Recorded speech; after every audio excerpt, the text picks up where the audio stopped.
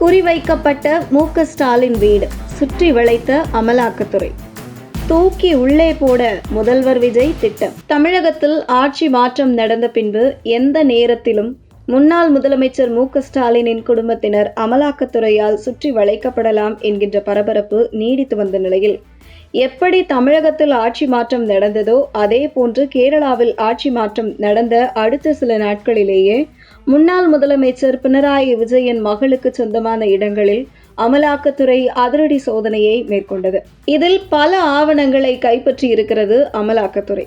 விரைவில் இதற்கு முன்பு செந்தில் பாலாஜிக்கு ஏற்பட்ட சம்பவம்தான் பினராயி விஜயன் குடும்பத்திற்கு அமலாக்கத்துறையால் ஏற்பட போகிறது என்கிற தகவல் தமிழக முன்னாள் முதல்வரும் திமுக தலைவருமான மு.க.ஸ்டாலினின் ஒட்டுமொத்த குடும்பத்தின் நிம்மதியையும் நிலைகுலைய வைத்திருக்கிறது.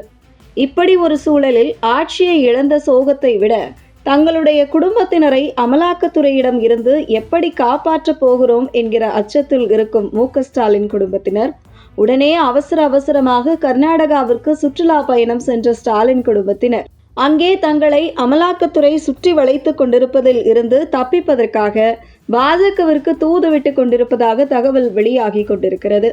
இருந்தாலும் பாஜக தரப்பில் இதை மிக எளிதாக விடப்போவதில்லை என்பதில் உறுதியாக இருப்பதால் எந்த நேரத்திலும் மு.க.ஸ்டாலின், அவருடைய மகன் உதயநிதி ஸ்டாலின், மருமகன் சபரீசன் ஆகியோருக்கு சொந்தமான இடங்களில் அமலாக்கத்துறை அதிரடி சோதனையை மேற்கொள்ளலாம் என்று எதிர்பார்க்கப்படுகிறது.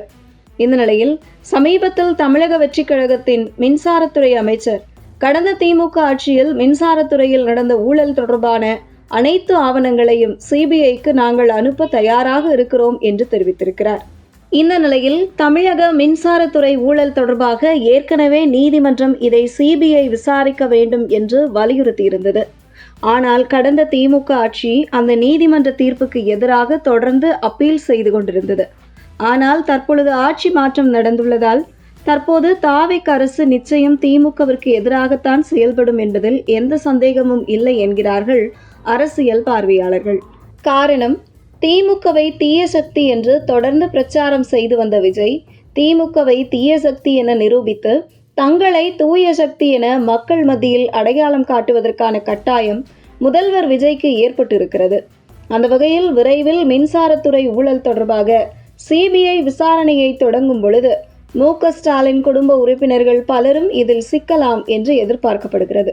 அதே நேரத்தில் ஜூன் 15 தேதிக்கு பின்பு அமலாக்கத்துறை தன்னுடைய ஆட்டத்தை கடந்த கால முன்னாள் திமுக அமைச்சர்களுக்கு எதிராகவும் மற்றும் ஸ்டாலின் குடும்பத்தை நோக்கியும் தொடங்க இருப்பதால் ஜூன் இறுதிக்குள் குறைந்தது முன்னாள் திமுக அமைச்சர்கள் 4 பேர் சிறை செல்வதற்கான வாய்ப்புகள் இருக்கிறது என்கிறார்கள் அரசியல் பார்வையாளர்கள்.